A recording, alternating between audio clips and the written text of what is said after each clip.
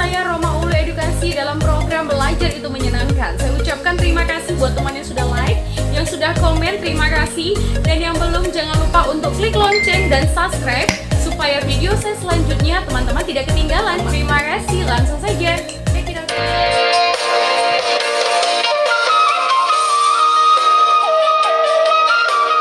Sejarah Kerajaan Barus.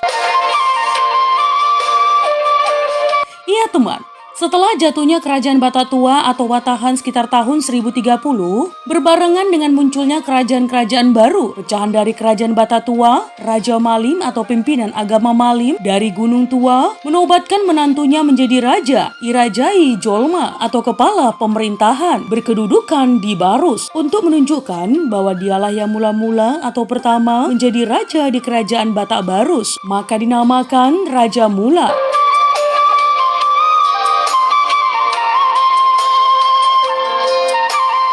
Barus disebut sebagai kota tertua di Nusantara karena mengingat dari seluruh kota Nusantara, hanya Barus yang namanya sudah disebut-sebut sejak awal Masehi oleh literatur-literatur Arab, India, Tamil, Yunani, Syria, Armenia, Cina, dan sebagainya.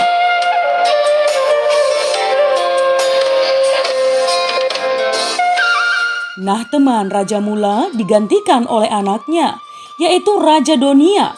Kemudian Raja Donia digantikan oleh anaknya, Raja Sori Mangaraja Batak I. Sori Mangaraja atau Sri Maharaja. Raja Sori Mangaraja Batak I digantikan oleh anaknya yang kedua, bernama Nasiak di Banua. Dan Nasiak di Banua digantikan oleh anaknya, bergelar Sori Mangaraja Batak II.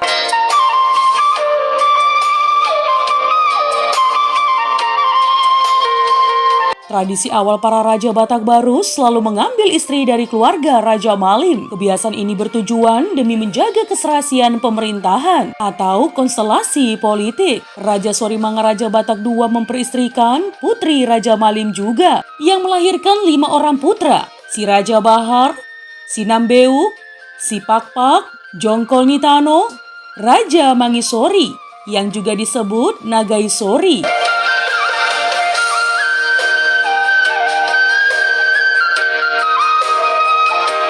Dari 5 orang putra Raja Sori Mangaraja Batak II, hanya si Nambeuk yang mengambil istri dari keluarga Raja Malim, yaitu saudara perempuan dari Raja Malim, Mutia Raja. Dari perkawinannya itu teman, si Nambeuk memperoleh seorang putra yang dinamakan si Raja Batak. Dia inilah yang kelak di kemudian hari mendirikan perkampungan Cianjur mula-mula di Tanah Toba.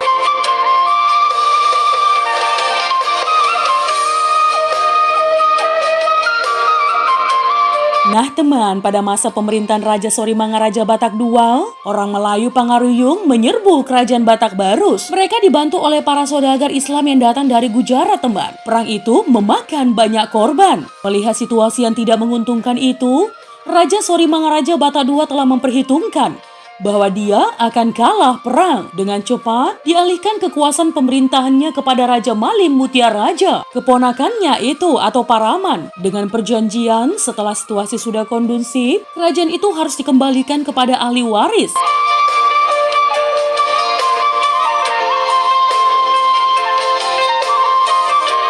Ya, mereka mengikat perjanjian itu dengan suatu ikrar tanda barang pusaka yang mereka namakan Tabu-Tabu Sitara Pulang, Iasian I Dalan Naro, Ikontusido Dalan Nasumuang, yang artinya teman, dari mana datangnya harus ke situ juga kembalinya.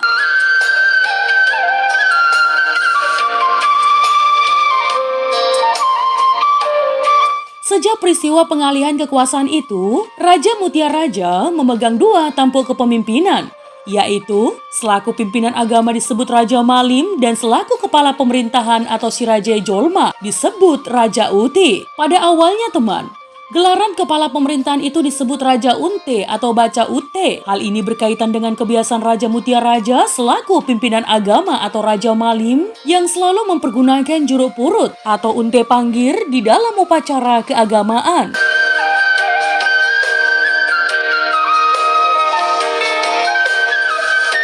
Disebut juga Mutia Raja itu dengan sebutan Raja Mangalambung, yang arti harafiahnya menyamping atau dari samping, karena dia bukan dari ahli waris. Nah teman, seirama dengan penggelaran itu, muncullah kebiasaan sesajenan yang membedakan pimpinan agama dengan kepala pemerintahan.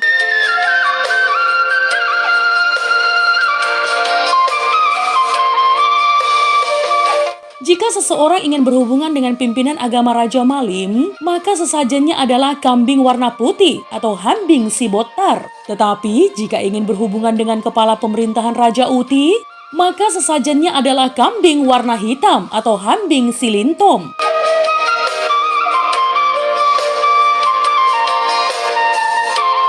Lebih lanjut teman, perkiraan Sorimangaraja Batak II tentang perang ini menunjukkan kebenarannya, dan bersama anaknya Sinambeuk mati terbunuh dalam perang. Pada zaman itu sudah menjadi kebiasaan bahwa semua keturunan raja yang kalah perang harus dibunuh, agar tidak muncul kerajaan baru yang akan balas dendam.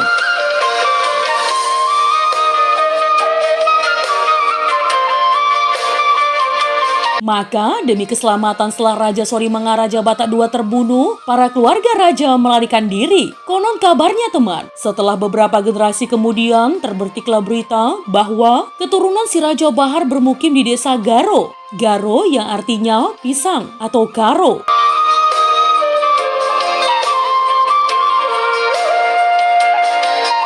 Keturunan si Raja Batak anak dari Sinambeuk bermukim di Toba. Keturunan si Raja Pakpak bermukim di Dairi atau Dairi.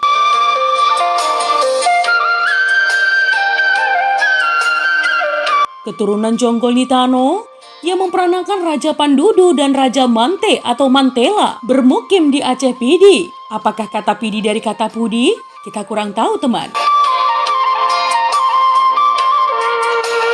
Keturunan Nagaisori atau Raja Mangisori bermukim di daerah Singkil dan Tapak Tua. Dan perkembangan agama Islam di Barus sangat pesat. Orang Batak yang pertama masuk agama Islam di Barus adalah seorang guru pencak silat bernama Guru Marnako. Dan banyaklah orang Batak masuk memeluk agama Islam di Barus.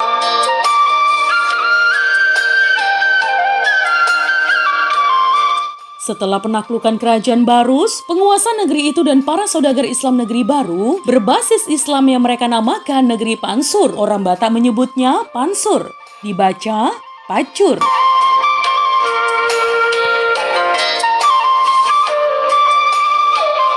Nah teman, itu tadi adalah sejarah kerajaan Barus. Jika ada kesalahan dalam penyampaian sejarah, mohon dimaafkan ya teman. Untuk kritik dan saran yang membangun, langsung saja tinggalkan di kolom komentar. Menjadi bijak, menjadi cermat itu penting. Terima kasih teman.